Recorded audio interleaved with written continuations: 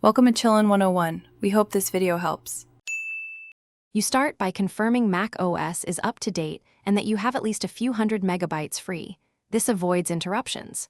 Once done, decide whether you want a built-in desktop picture, an image downloaded from the web, or a custom photo you'll edit.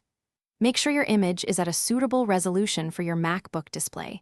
Higher DPI yields crisper results. Open System Settings and click Desktop and Dock. You're ready for the first actionable steps to apply or import an image. You now import the chosen image by dragging it into the Desktop and Dock preview or by clicking the Add button and selecting the folder. Once added, choose how the image fills the screen.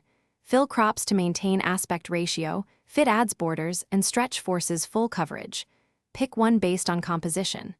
If available, consider dynamic or light/dark variants so the wallpaper shifts with time or appearance. Make adjustments until edges and focal points look balanced on your display.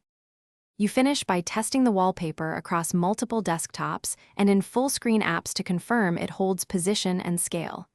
If everything looks right, close System Settings. The change is saved automatically. If the image didn't apply, remove it and try re-adding, or select a built-in wallpaper to isolate the issue. If problems persist, restart the dock with Terminal or sign out and back in. These quick resets often resolve stubborn display cache issues and restore normal behavior. Thanks for watching. Consider subscribing if we helped you.